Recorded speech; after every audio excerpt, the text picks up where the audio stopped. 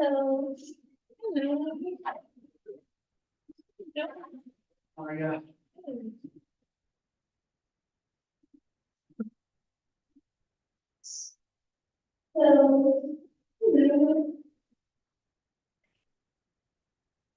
Like that. like that.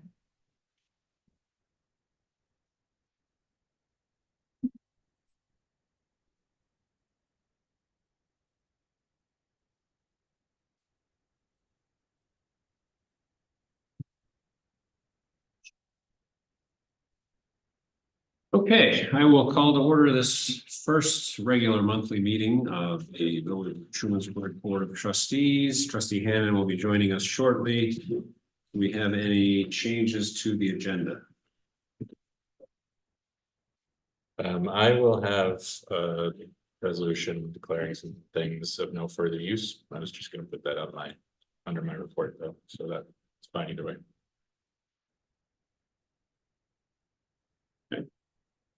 Anyone else? I have a personnel issue for DPW for executive session, but nothing else. Okay.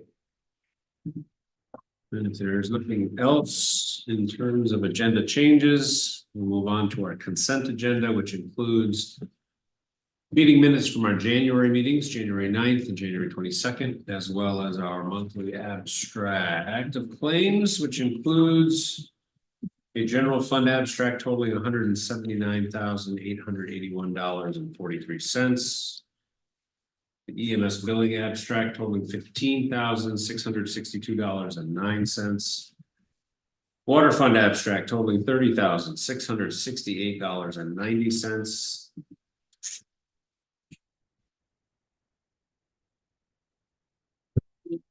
Somewhere sewer fund abstract totaling $229,351.06.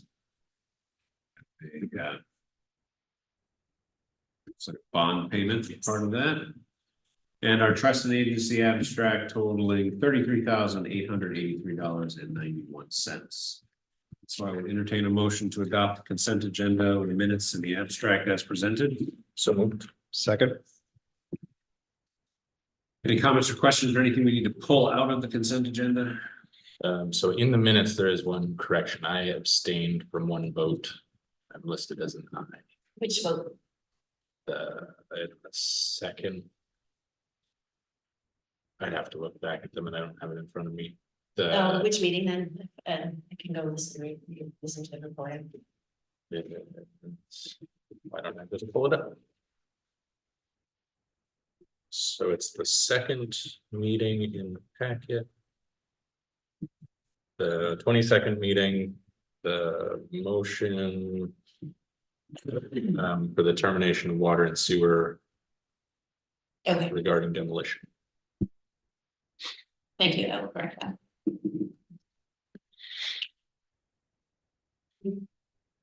There are no other comments. Then all in favor of adopting the consent agenda with one edit to the second meeting in January, please say aye. Aye. Any opposed? Brings us to item number 4, which is our first public comment period. We have a couple of members of the public online and in person. If anyone would like to comment, ask a question, or make a statement, please proceed. Morning, Cheryl. So you just said your first public comment. I only see one on here.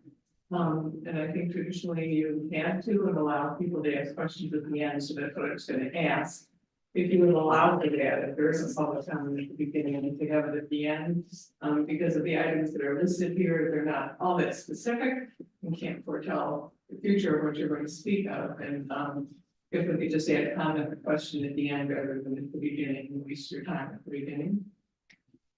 Sure, yeah, we'll add our regularly scheduled second public comment after new business. Thank you. And then on your general rules of procedure, could I ask that you look at the language there and remove any binary or singular references to pronouns and reference to the speaker instead of specific pronouns?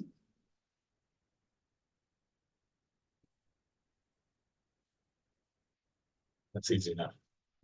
Yeah, we should be able to do that. Sure. Just look for specific examples.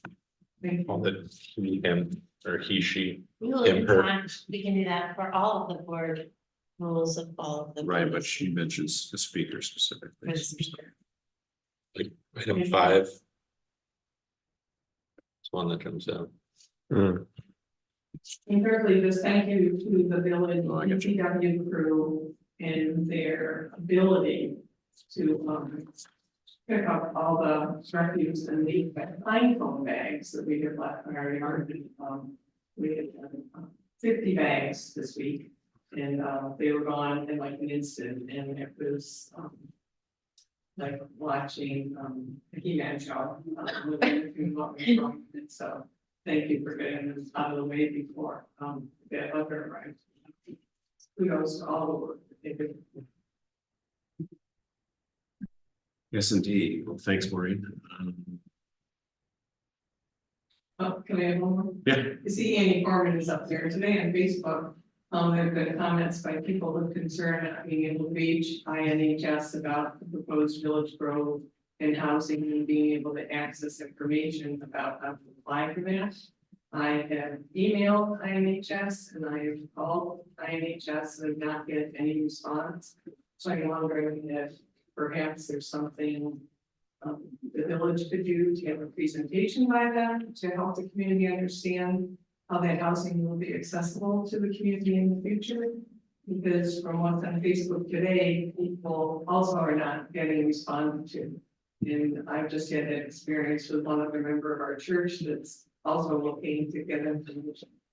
So if we could do something to provide information to the community with this exciting new access to housing in our community would be beneficial. Okay. I'm not, thank you.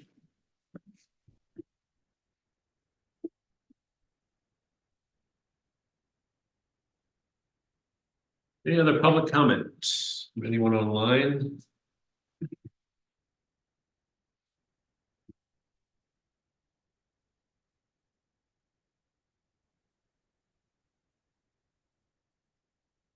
All right, well, hearing none, we will have a second public comment period at the end of the meeting.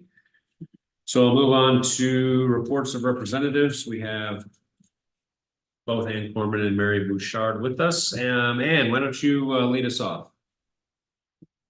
Sure, thank you very much. In regards to the comment that was made about INHS, I'm assuming you guys are gonna contact them and ask them to come, but if you have any difficulty, you know. Hang on just one second. Just, check.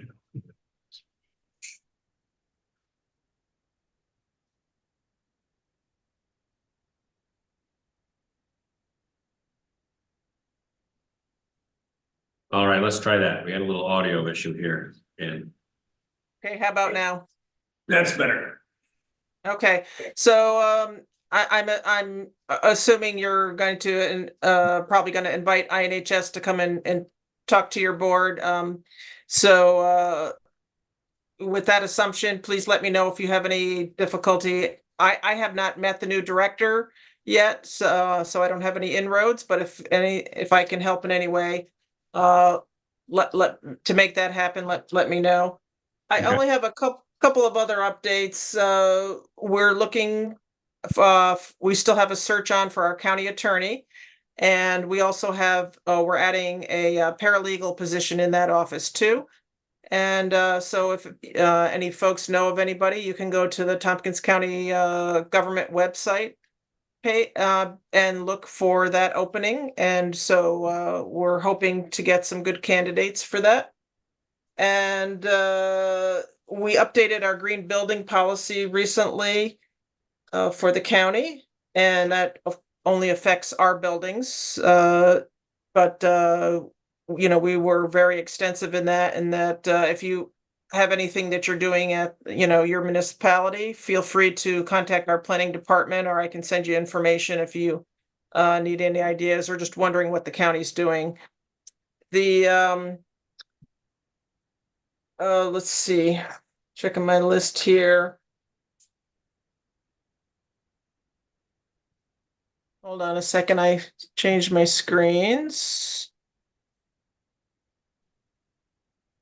Yeah, that's about it, actually. Okay, any questions for Ann? I did actually have a question, and I don't know if you have heard any update on the beautification fund for this year. I know in the past couple of years, it's not been able to be funded. I don't know if there's any update if you're aware of.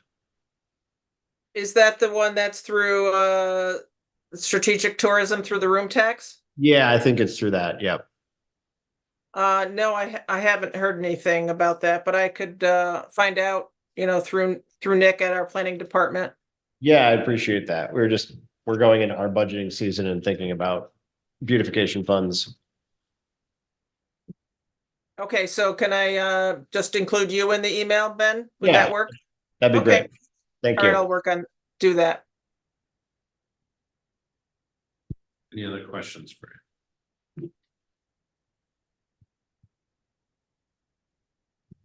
All right, thanks, Ann, appreciate it. Thank you. Mary, Hi. Um, so what the village had, or what the town has been up to is we had a hearing last month on possible uses of our ARPA funding. We have about $190,000 that we need to commit by the end of this year. So I was going through the meeting minutes. It kind of sounded like the finance committee, of which I'm a member of the town board, would be deciding where these, like doing a rating system on various ideas that have been proposed. But it's really going to be the town board.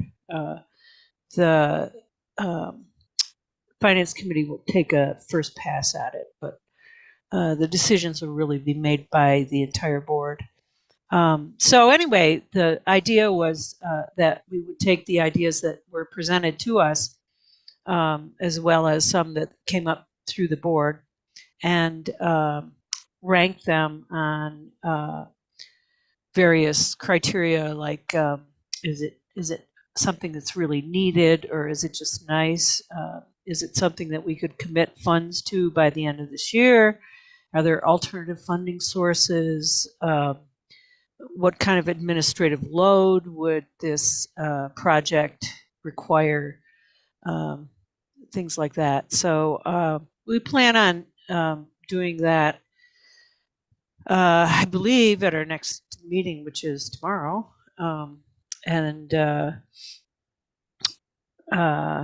And then come up with some sort of final ranking sometime in March. Let's see, what else? Grassroots has applied to form a water district, and they have also put aside the money for a map, plan, and report so that they could have a water district.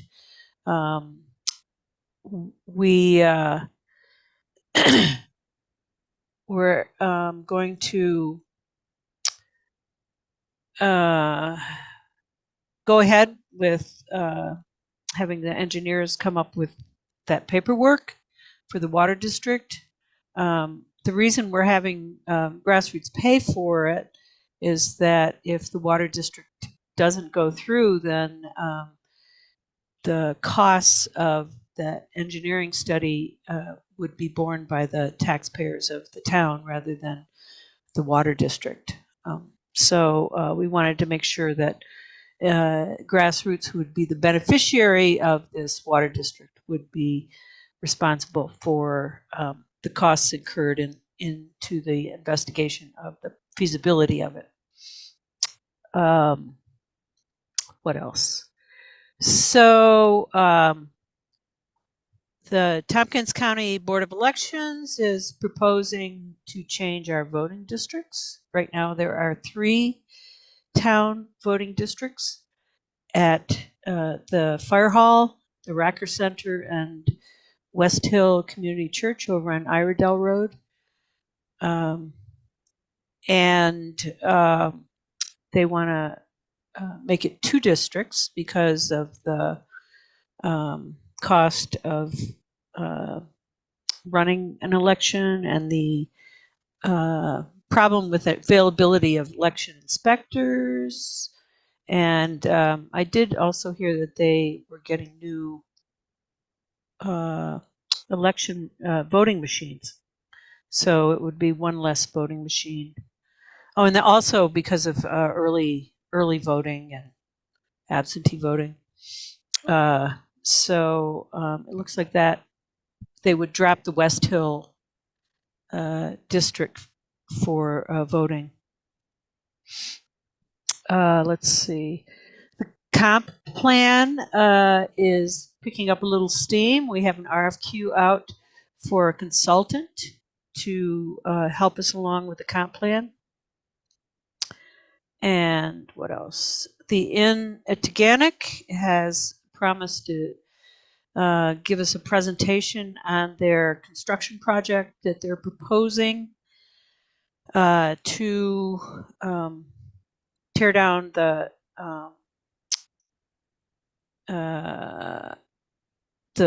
5 structures that are across Gorge Road from where the wedding center and the restaurant is, and put up a 3-story structure with lots more rooms. And anyway, they've proposed giving us a presentation a couple of times already in the past, and they've moved it forward. So or moved it back. So we're hoping that they will come through in March to present the project, which has not a small amount of controversy attached to it. And that is about it, I think, for the town. Any questions for Mary?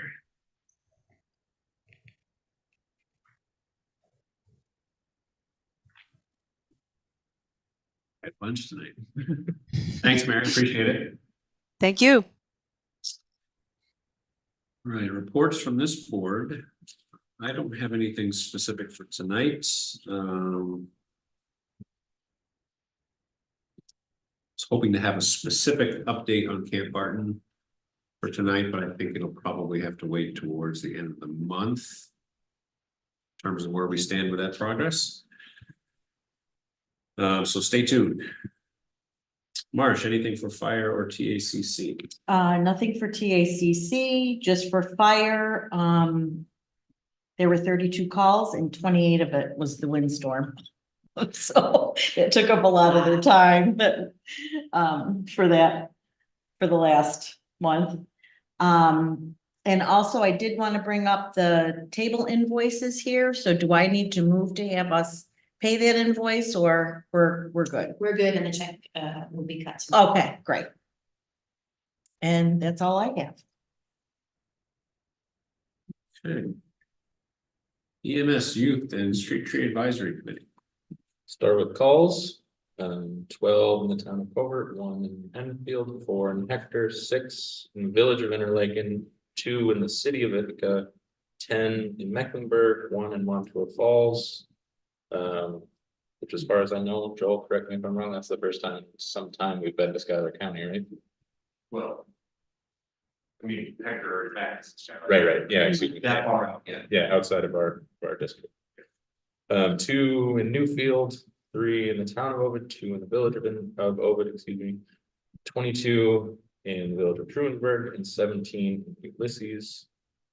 The other piece for EMS that I mentioned at the top. So I'd like to move that we declare this list. Well, actually, background first. So you may remember a few months ago, we got new stretchers and stair chairs, and some of that new equipment was fairly pricey. What was it? 35,000, something to that effect. But so now those are in, and we need to declare the things that they're replacing of no further use so that we can sell them and recoup some of that money. So I would like to move that we declare of no further use 1 stair chair and accessories, 2 stretchers and accessories, and then 2 power load systems. Second. Motion and a second to declare handful of items of no further use to the village. Are there any questions or comments on that? Would you say them again? Not sure. Yep, so there is. One stair chair, two stretchers, two power load systems, and then there's accessories that sort of go with each.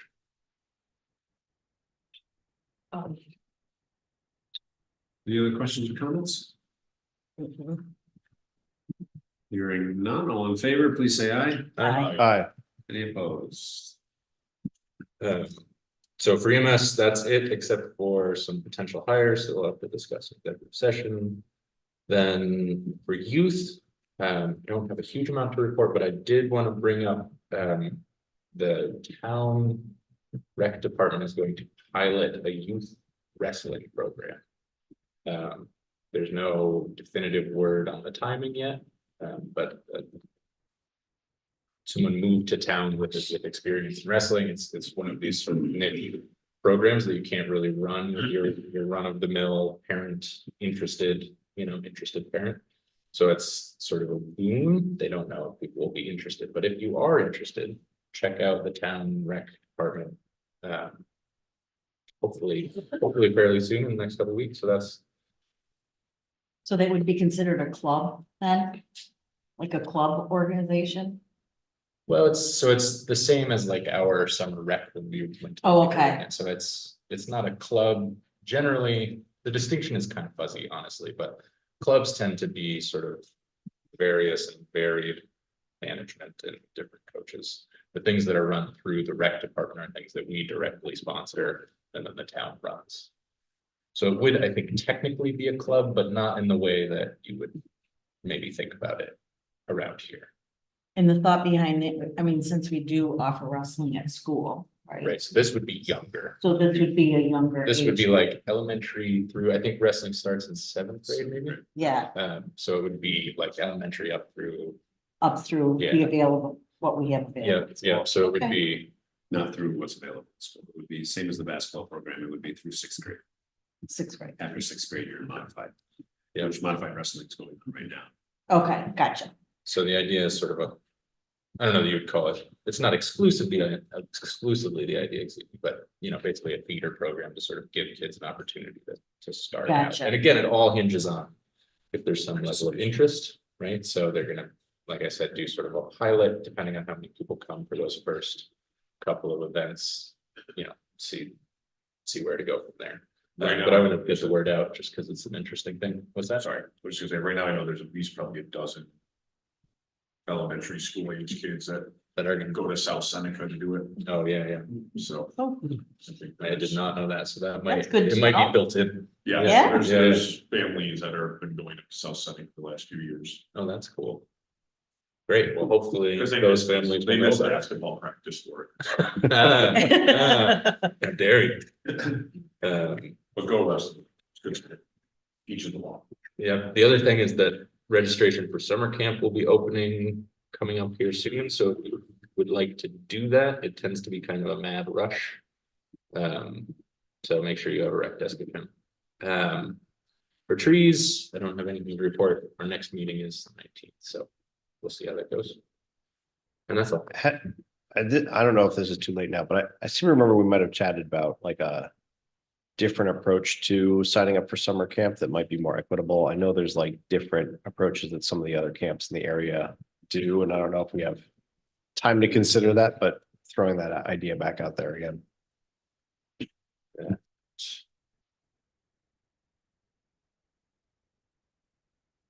So ultimately, that would be a Will Glennon decision, Mhm.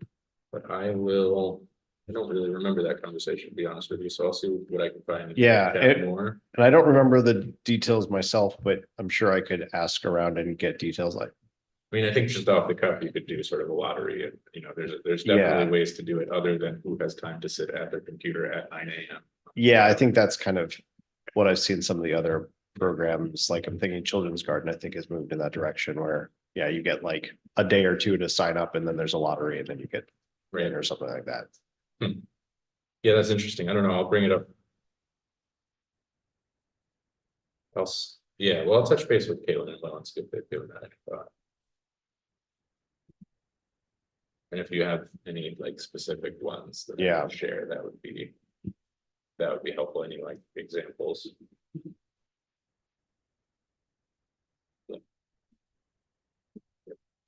That's it. That's it. Okay. DPW water sewer CPZR and farmers market. Yes, so not a ton to report this time around. Probably the most is to say about farmers market. So the farmers market group has elected a new president, Andy Clark from Wixom Farms or something.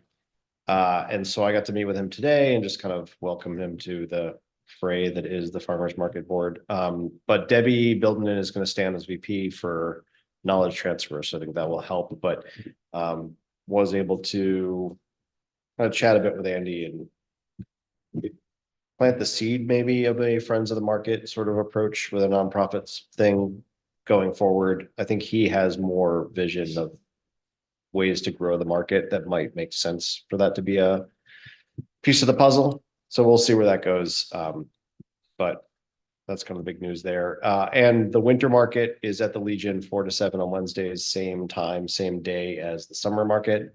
They're really pushing to make that a year-round or mostly year-round sort of activity, and would encourage everyone to go check it out and see what's going on there. I hear they've got, I think the Legion also makes some food up there, and then they've got the vendors.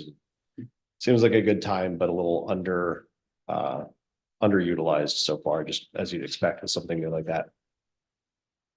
CPZR and DBW water sewer. I really don't think there's anything to report other than the exec session personnel piece. Okay. Police and village events and tourism committee. For January 146. Heaven forbid it, everyone online doesn't hear me. Trumansburg Police Department had 146 calls for service during January. No calls for service outside the village, unusual, but true. Criminal investigations, 2 harassments, and 2 motor vehicle crash investigations.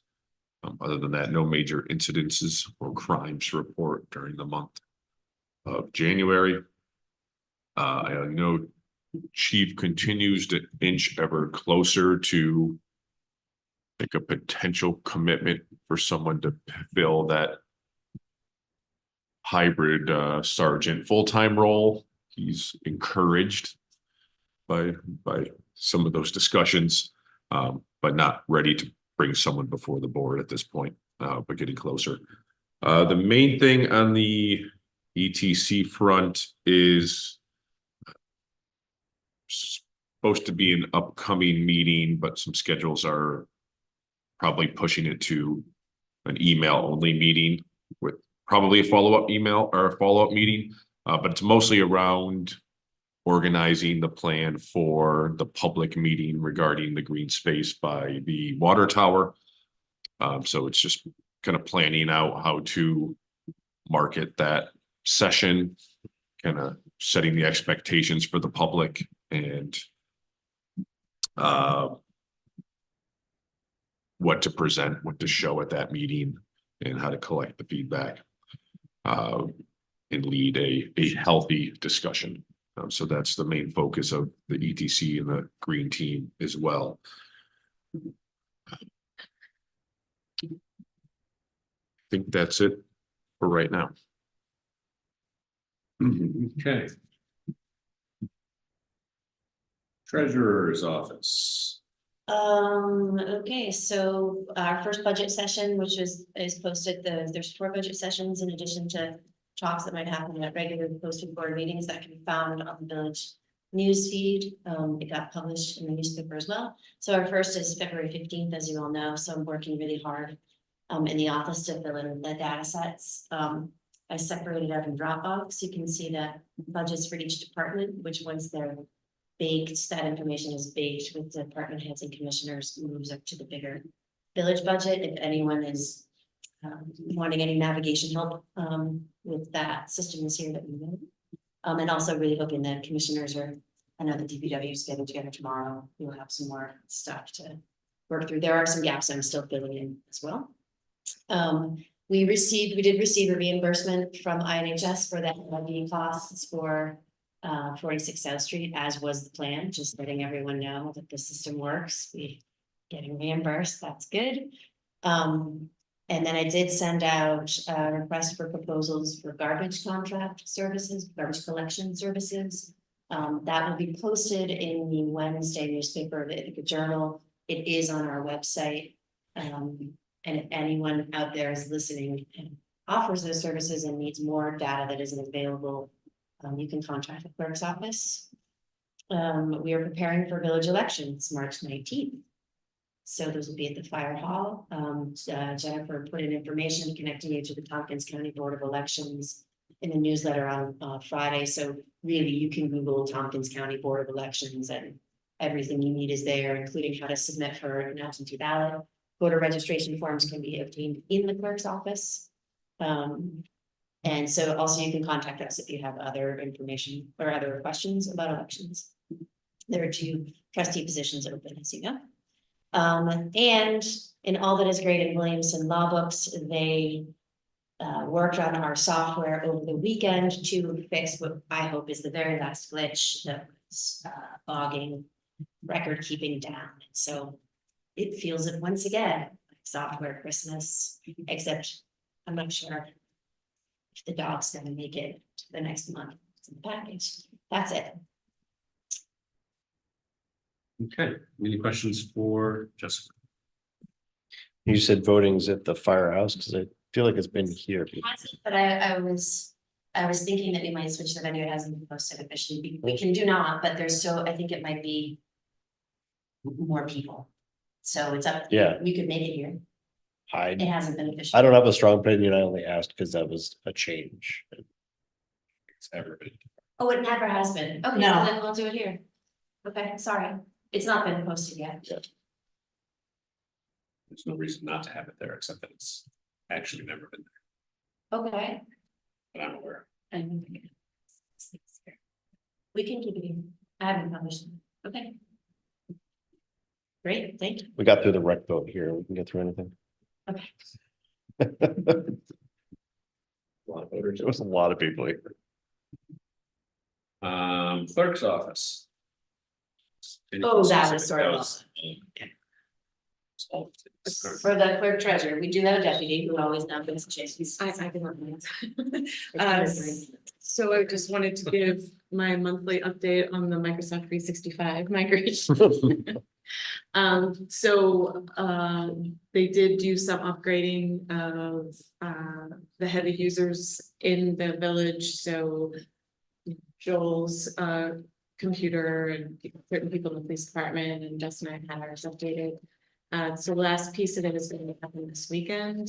They're going to be doing the email migration. And they'll be here, even though the village is closed, the village offices are closed on Monday. They are going to be here to work with EMS and the police since they will be on duty. And then they'll also be here on Tuesday. I, however, will not be here on Tuesday. I'll be out Tuesday and Wednesday, but Jess will be the point person for them, and hopefully everything will go without any problems. That's really all I have to do. Okay. Yes, so just to reiterate what Jessica said a few minutes ago, we are in budget season for anyone interested in how village tax dollars get spent. We have at least 3, possibly 4 individual budget working sessions, the first of which is Thursday night. My plan for Thursday is for us to go through the preliminary, whatever's been plugged in, just to get an overview of where things stand. Talk about if there's anything we want to target up or down in terms of spending. The hope is that these meetings are not overly long, but that they do give ample opportunity for discussion if there's anything that is of flexible in nature. Item number 7 is old business. I have state of the village listed. Yeah, Did you want to- I was just, I'm starting and talking with Dusty, we were starting to talk about what, if anything, the DPW might want to present. So I didn't know if we are at a point yet to have a sense of general structure and themes and content, and to know how to give Dusty guidance of whether that's useful content to bring in or not. Thoughts? I mean, giving it much thought, I will say that Joel also wanted to give sort of a PSA about CPR classes and the way that that relates to mortality rates, which feels very important, but I suspect something like that we can kind of carve out sort of separately, whatever the format ends up being.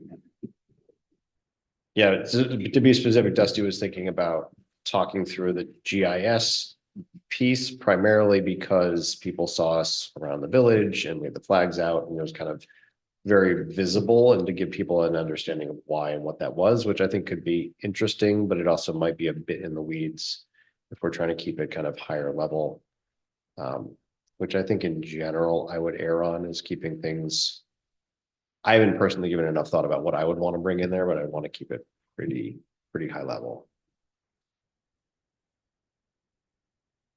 I mean, I guess my thought had been, we've done kind of the PowerPoint detailed presentation version for a number of years. Which I'm not against if there's something very specifically that we want to give a lot of detail to. But this year I was actually hoping for a much broader Q&A time frame. You know, I attended as a purely as an interested observer, I attended the Democratic caucus a couple of weeks ago and observed a lot of questions being asked that and this is not a criticism, please, it's not a criticism, but frankly, the questions were very basic. The kinds of things that we kind of take for granted as, well, of course it's this, or of course it's that. So if there are those kinds of questions lingering in the community, we wouldn't necessarily think to create a presentation to address those. So if there's, you know, in the past, we've had, you know, in a 3-hour meeting, we've allowed 45 minutes to an hour for open Q&A. I think half the meeting could be open Q&A. If the attendance is there, people bring questions. And so that's kind of where we lean, kind of town hall style. Although we won't necessarily be wandering the room with microphone, but town hall style meeting where people can ask simple questions because people don't know what they don't know. Then our part could conceivably be a very high level listing of, well, this is what the village has been working on in the last year, since our last state of the village. Police has done these 9 things. EMS has done these 39 things. DPW has done these 7 really large things. We can talk about grant applications for sidewalk, grant applications for fire hall. We can go, maybe and that can generate questions on its own. But I'm always nervous about assuming that people care to know what GIS mapping will really do for the DPW in the winter of 2027. Yeah, no, I But at agree. the same Yeah. time, like, I feel like we do, so what I'm hearing, or at least what that like makes me think of, is sort of the mechanics of what we do that like happens behind the scenes and we take for granted. And people ask and it's like, why would you ask that? That's my everyday, right? And you forget that we take it for granted and other people don't. But I feel like the GIS thing falls under this larger category of like asset management, which we do for all of our vehicles. We do it. So that kind of thing could be under an umbrella, and this could be like an easy example. It could be. I find myself leaning more towards, I don't know, an hour and a half is still a good chunk of time to take up too. So I don't want to go too short on it, but I'm, if anything, leaning more towards the idea of it's almost a bullet list and we're not going particularly deep on any one thing. It's like, maybe there's a bullet, you know, every department has their top 10 things and you get 30 seconds for each one of them. And you know, that kind of level of detail, primarily to give a broad scope of breadth, not depth of what we do, and to try and prime people's thoughts and questions about if there's something they're interested in, that to go a little deeper, sure. That gives them a sense of the breadth of what's happening. Yeah, no, that's where my mind was, is people generally don't, and it's not, it's not their fault. There's no way people could know the scope of what this board manages. So let's listen. If there's anything super interesting, like, this will allow, I don't think Dusty needs to come and give a 20-minute presentation on GIS mapping, but in 30 seconds, you can explain that when there's a water main break and we can tell that there's too much water flowing, we'll be able to, better locate certain, but, keep it very Right. basic and high level. And if it leads to questions, great. So yeah, I would say between now and the first weekend in March, if each department can come up with half a dozen to a dozen things that they have been working on in the last year or will be working on. Then that'll give a good comprehensive sense for anyone who's interested as to what the village is doing. Does anyone think it would be better to do that without projecting slides and just hand them out? I find like a lot of times people follow along a little bit more if they have something in their hand and trying to listen and watch. And they can go back to, but especially if we're gonna do Q&A at the end, you're not gonna remember anything, let's be honest, from like whoever presents first. You're just not, Yeah. right? Or if we do slides, they could just be fun, clip art, just like liven things up. Cat meme gifts only.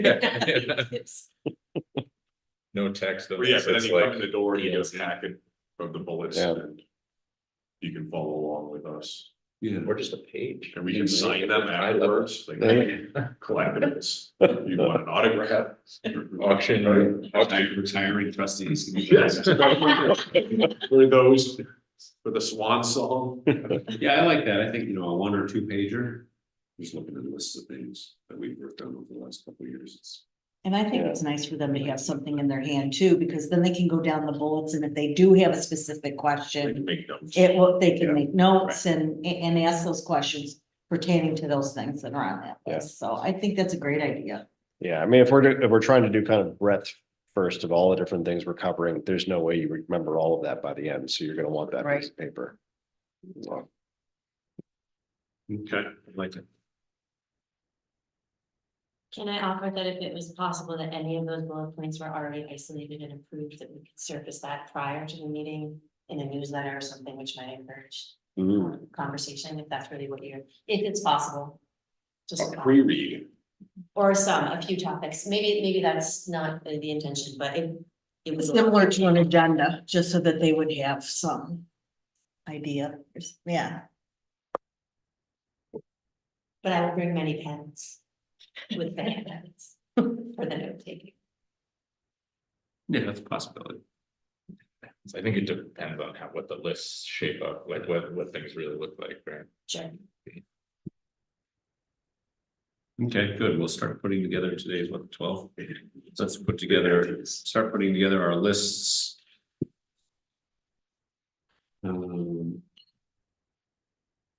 See if we can't have something by middle to end of next week.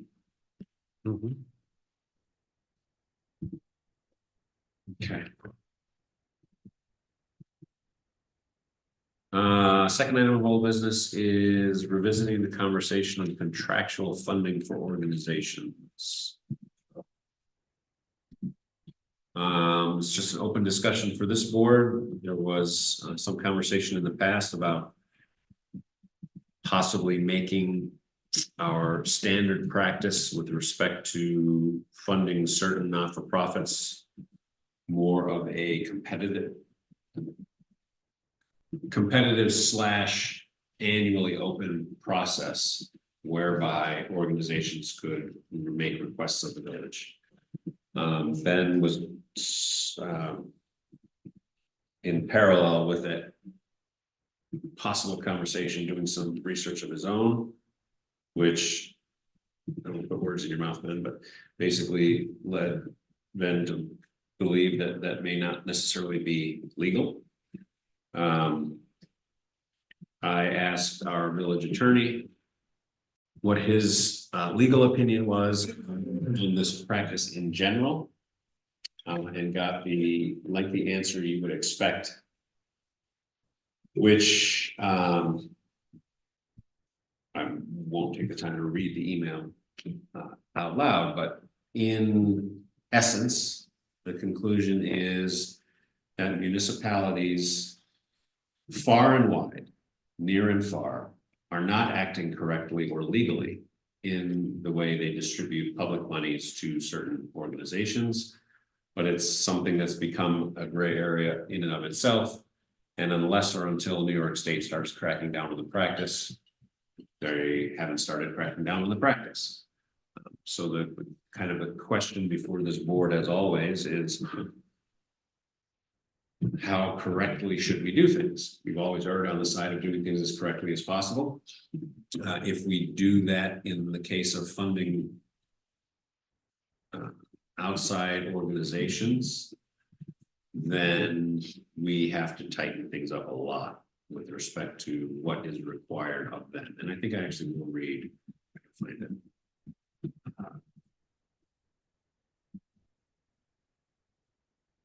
Couple of parts, just so that people get a sense of what we're discussing here. Just bear and feel free to discuss while I try to track down this email. From how I understand it, it needs to be in-kind services. In other words, you have to be able to specifically justify what those services are and what those contractual funds are specifically paying for. And as how I read the law, the municipality itself has to have a hand in it. Like we have to, it can't just be, a private organization or anything. We have to physically have a hand in a say of running of that particular organization that's receiving the funds, which to my knowledge, we have no say as to what kind of specific services we are getting. And there is very specific laws about, let me see.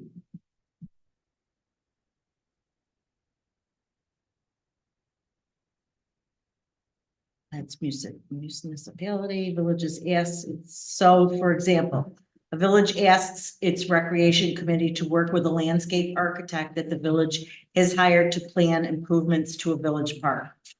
We kind of have an ad hoc group that's doing that now.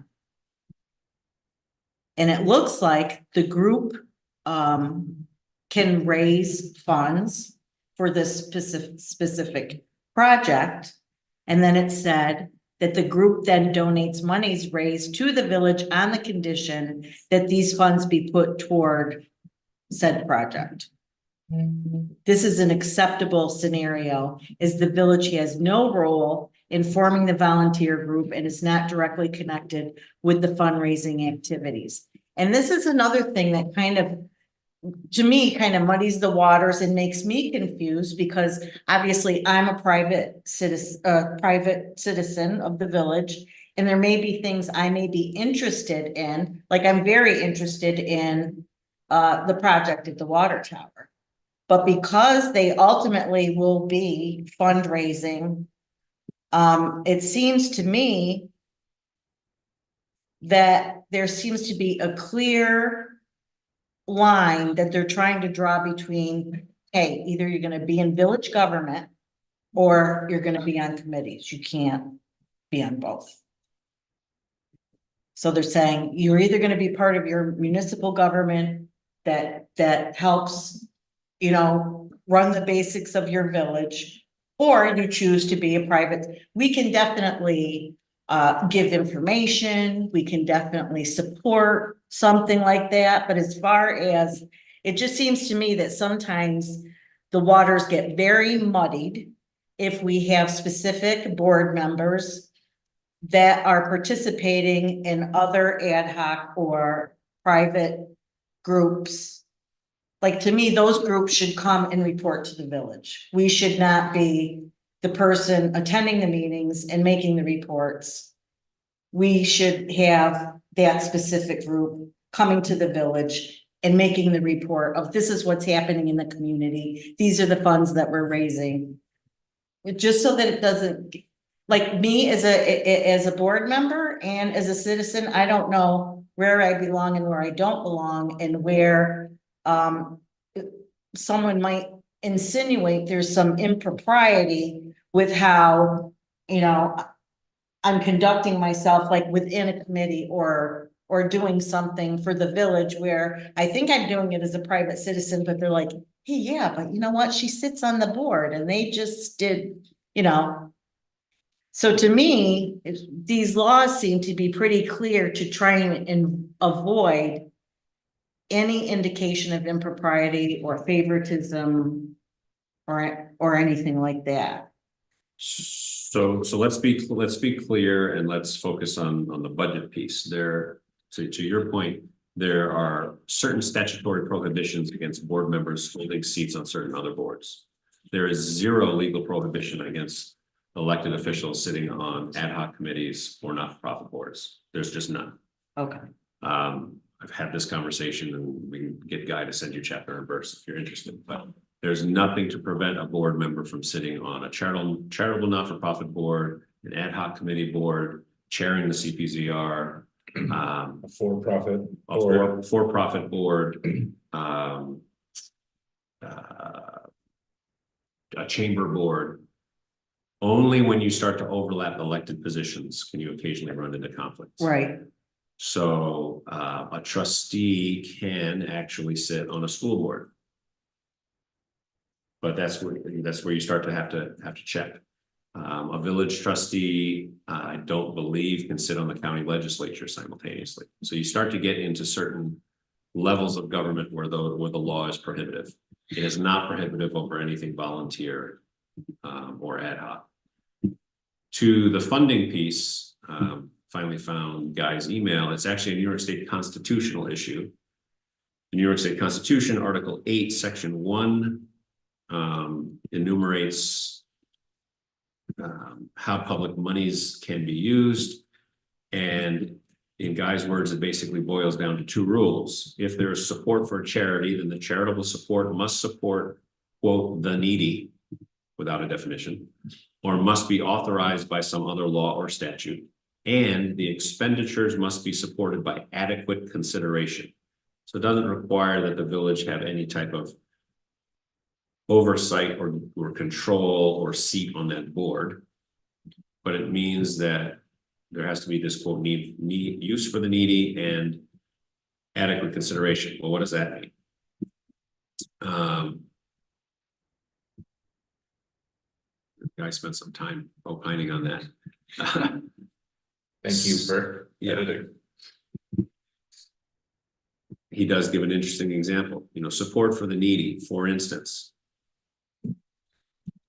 And I'll kind of edit names and whatnot. If there's a support for elderly in the community and it meets the constitutional definition of supporting the needy by providing some type of transport, and the municipality offers a donation of $7,000 a year to that organization because they A, believe that it supports the needy, and B, they receive some type of adequate consideration, but it only serves 2 residents 4 times a year.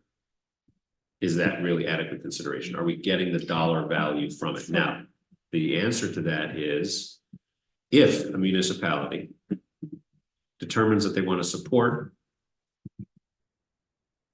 an external organization under the general municipal law, the best way to go about doing that is to do 3 things. 1, have a specific contract for services that the organization is going to provide. There should be mandated reporting from that organization to the municipality as to how the dollars are spent. And there needs to be in the contract, a right to audit the spending of that organization to verify that fair consideration has been exchanged. So that's what the law says, in the opinion of our attorney who NICOM calls for his opinion when they're not sure about something. That's not how we've done it in the past, and that's not how any municipality in Tompkins County does it. That doesn't mean including Tompkins County itself. But that doesn't mean that they're doing it correctly. So how does that work? The audit piece is where I get hung up, because the rest of it is very, very minimal. But we would never audit, say, MRP with whom we have a contract. We would never audit anyone, right? As far as I can come up with, right? I can't think of an example where that would be appropriate. But MRB or Casella Sure. is a contract for service which is directly being used for the village. As opposed to Doesn't what, that mean that there's a weighing between the consideration and the auditing? So if the consideration is explicit and clear enough, then the audit becomes unnecessary, right? If it's like you deliver me 3 pieces of plastic or paper, I will pay you 5 cents. Then the consideration replaces the audit, right? At a certain difference in his language, it's the difference between purchasing a product. Right. For which you're not auditing anything, you get the product or you're done. And providing funding for an external organization for which you are not buying a direct product.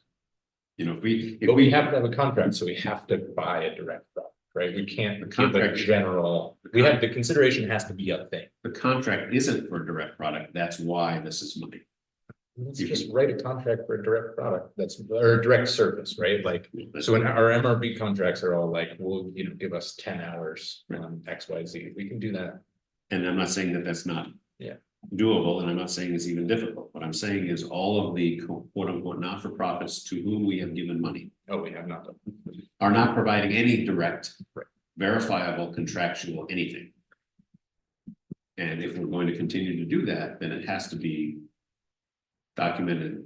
Again, if we're going to do this by both the letter and the spirit of the law, it has to be clearly defined, deliverable of something.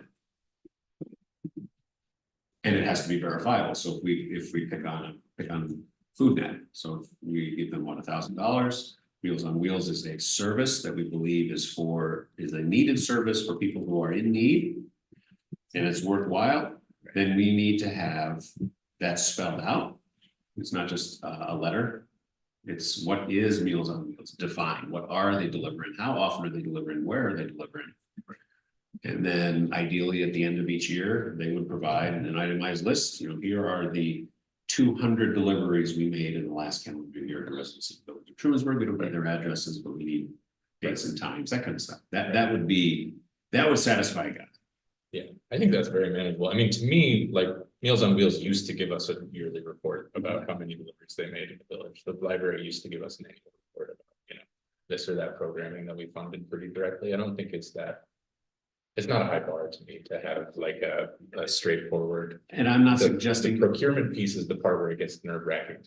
I'm not suggesting even that it's a heavy lift. I'm just suggesting we're not doing any of it. Yeah. And certainly the notion that we would open this up to some type of a come one, come all and ask was not going to work for about 90% of the people who would come and ask, or organizations. What I would like in general, I would like it to see is it is in the spirit, it should be something that is coming from this board that we are requesting of these nonprofits to provide a service for our constituents. And I think the whole kind of opening up of a come one, come all is just completely inverting that. It is as them asking the village for something, and that's just seems to all the way. No, we need backwards. to ask. Right. So like if this board decides we would like to see, youth recreation activities through the library, we can go talk to the library about contracting for that. If we would like to see, food provided, meals provided for folks who are homebound in our community, then we can go talk to Food Net, Meals on Wheels. And it might seem like, splitting of hairs, but I think if we put that hat on and that framing on, things become a lot easier to stay within the guidelines the guy is giving us. And we stay much farther away from the kind of come one, come all sort of situation. So we have to identify a need, tell them the specific need, and see what in-kind service they can provide for the money that we're giving. And I don't even have a problem conceptually with a not-for-profit saying, coming to the village and saying, we believe you have this need in this community, and here's how we would like to provide for it. Would you like to help support it? As long as it's well itemized and the quote deliverable is clear. When we agree with the need. And we will, obviously, we have to agree that there's a need, we'd have to agree that the deliverable is clear, and there would have to be a mechanism to show that the money that is given to this organization, in fact, has addressed. Well, and then it's a need that a municipality can address, like not all needs are ones that we can address, right?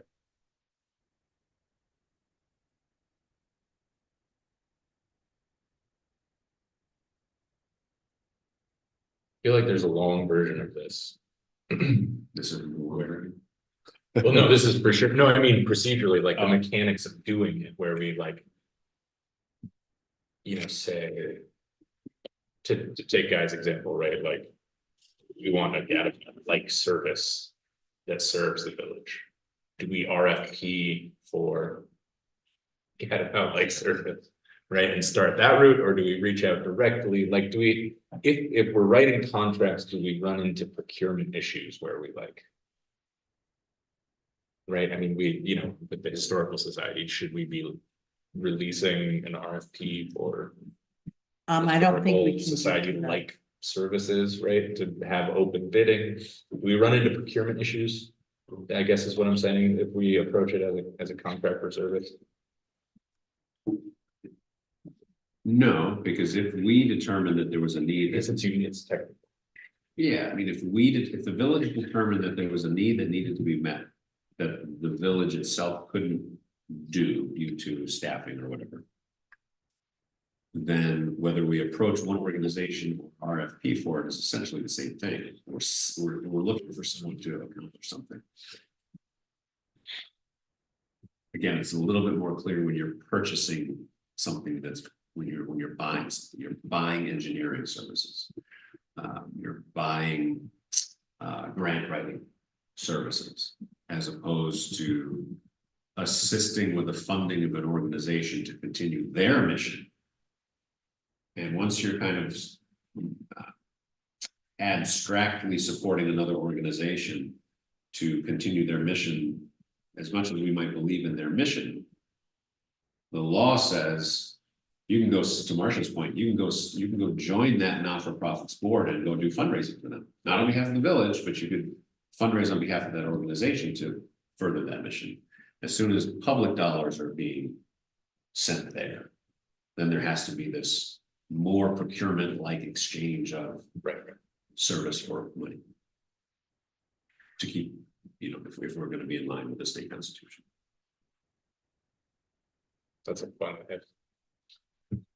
Okay. But these guys are very clear, no municipality does it right. And they're just fine with that. And the comptroller hasn't slapped anybody on the wrist, maybe ever. So it's kind of like, well, I guess the toothpaste is out of the tube, maybe, as far as that goes, but also, why not? It's not heavy. And I feel like it's a very manageable hurdle. And if anything, I think setting clear expectations is good in any relationship. So certainly a relationship between a municipality and a corporation of some kind. All the better. well, right? in fact, prior to 2008, 9, 10, somewhere in there, farmers market was an independent entity. Right. And they got absorbed into the village as a village department, so we could apply for certain grants that they couldn't apply for on their own. But prior to that, from whenever it was 2001, so that for the first, I forget exactly, 6, 7, 8, 9 years of their existence, they were, that's why they have a board, they were an independent entity. And there was a lot of, this is what the village wants, this is how much we're gonna pay, this is what we wanna see from you, this is why we wanna see your financials, and they got to be some difficult. That we find out just like, they're just gonna take it over, and it'll be a village department, basically. Which was the better solution for that. Well, I put together a very rough contract. It's the same as any other contract for service. I'm happy to circulate it. We could ask Guy to look at it. But I think that part is fairly straightforward. It's a matter of picking needs, deliverables that we want to see. housing it within that contract. And then the question becomes outreach, which is maybe the underlying question all along, right? Like, do we keep the same list of organizations? How do we approach that? But are you all right if I start by circulating that sort of draft, and we can go from there, see if that's a good platform, and then. I think circulate that, and then we have a budget meeting Thursday, so, you know, very soon we'll be getting to those line items. And we'll have to decide, does it fit into this procurement light framework? Friendly. Or not? If it does, even if it takes some wordsmithing to make it qualified, then that's one thing. If it's like, wow, there's not, I mean, they can't deliver. There's actually nothing for them to deliver for that $500 because that's not what they do. And in some ways, our hands are tied legally unless we just say. Exactly. Which we've never taken that approach before. We'll send that around. I think it very much narrows down, the money that we can contractually commit to. Yeah, we'll have to take a look and see what you have to say. Do you have anything you wanted to add? Look like you're about to say something. No. Can I ask a question about the process of that? So would that ideally be that before the budget was adopted, that a contract and services would be identified, signed? So right, that would be before but not after. And you would basically have a proposal from the not-for-profit as to what they're going to provide for X amount of funding. Okay, And then this board would have to decide yes. if that meets a need, A, and if we consider that adequate consideration for the money. And then is it measurable? And then how it would be measured by, Right. how it would get reported back to us. So we ultimately, if any funding for any organizations will happen for 24-25, we need those in place and available for them to be submitted. Yeah, I mean, Or you're not. to Ben's point, it's really not, if the organization is willing to itemize things and provide information, then it's not a huge lift for them to do it. Yeah, We just have to make sure that it justifies a need. And that there's some level of specificity to what's being provided. Well, a lot of these places are used to working through grants that are gonna have similar reporting pieces. Reporting vastly in excess. I would Right. say. I mean, they're gonna be Right. so overqualified for the reporting piece. Right, so I think even the reporting piece is ideally not burdensome. Okay. Anything else on that till budget night? Number one. Yeah. We meet with budget.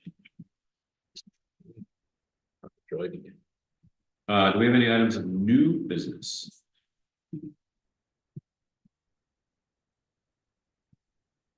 Second public comment period.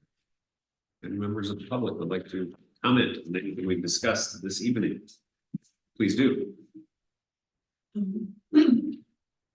You constantly inspire me and amaze me with your level of discussion and transparency in your discussion about leading with integrity and trying to do the right thing, even when people aren't looking for acknowledging what you should. So I very much appreciate this conversation here tonight.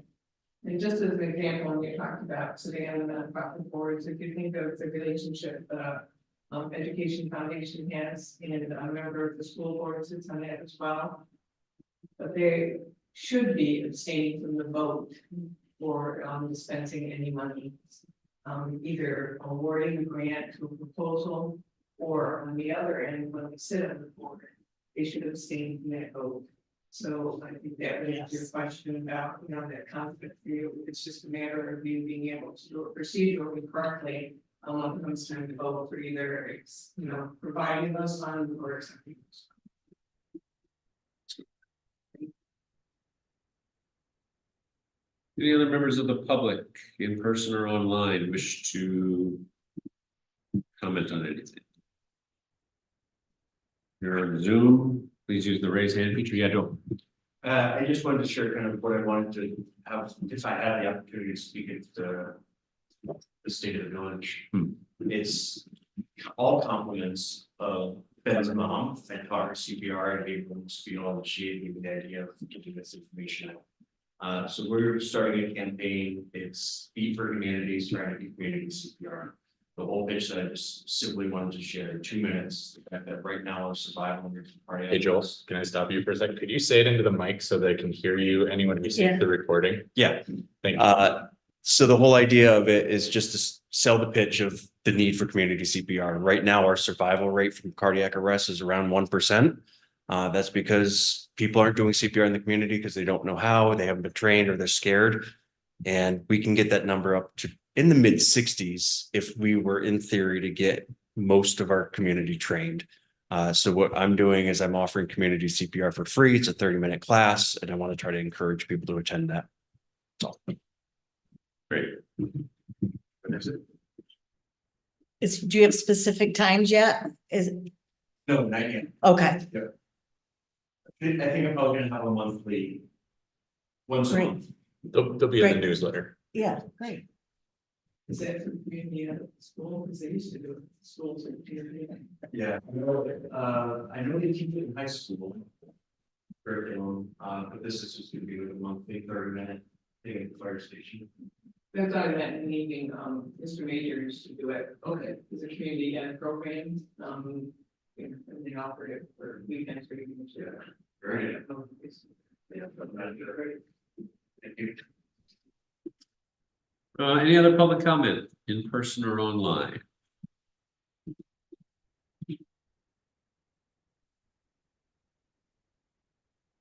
All right, seeing none, then I would entertain a motion to go into executive session to discuss a couple of personnel matters for DPW and EMS. So moved. Second. All in Let's favor? go. Aye. Aye. All right.